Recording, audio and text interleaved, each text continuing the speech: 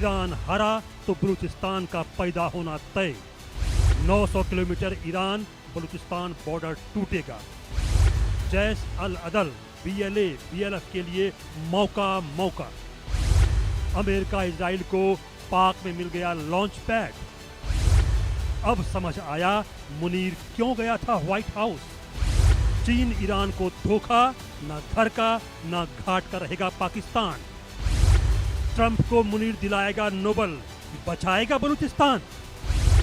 बलूचों से मुनीर घबराया, ट्रंप के आगे गिड़गिड़ाया। खबर है कि पाकिस्तान के फील्ड मार्शल मुनीर ने अमेरिका में ट्रंप के सामने लंच के सामने ये आशंका जाहिर की है कि हुजूर अगर ईरान हारा तो बलूचिस्तान में विद्रोह हो जाएगा, क्योंकि ईरान और पाकिस्तान में दोनों तरफ बलूचिस्तान को नया देश बनाने के लिए उग्र आंदोलन हो रहे हैं। अगर ईरान हारा तो बलूचिस्तान में अलगाववादी अपने हमले तेज कर सकते हैं।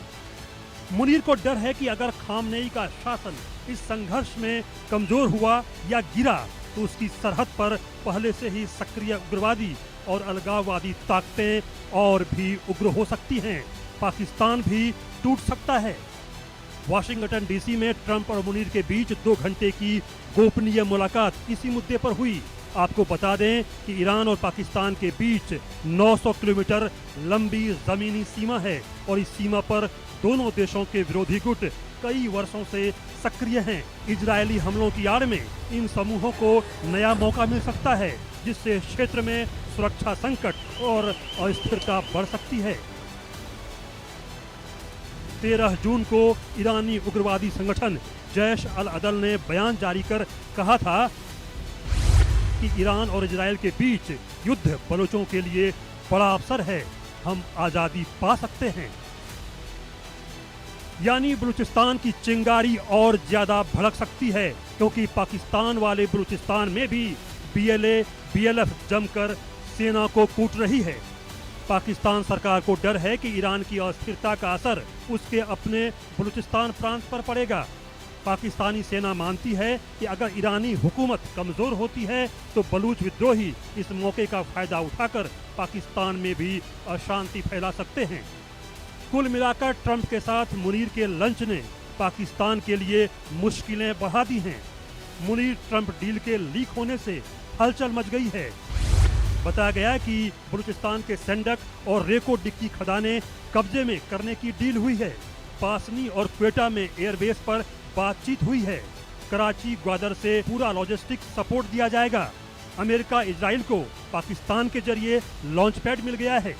ईरान पर सीधा और तेज हमला करने, कम रडार पकड़ के लिए पाकिस्तान अच्छी लोकेशन है। इस सब में मुनीर ने अपना निजी हिस्सा सुरक्षित करवा लिया है। पाकिस्तानी मंत्री कैसर अहमद शेख ने भी कहा कि जनरल असीम मुनीर बलूचिस्तान के खनिजों पर ट्रंप के साथ सौदेबाजी करने के लिए अमेरिका गए थे। इसलिए भी चाइनीज बलूचिस्तान में हमारे फील्ड मार्शल आसिम मुनीर साहब अमेरिका में हैं और उनकी सुनी जा रही है और वो बात कर रहे हैं इन्वेस्टमेंट पे कि किस तरह हमारे यहाँ ये हम बलूचिस्तान के मिनरल्स में इन्वेस्टमेंट अमेरिका की हो।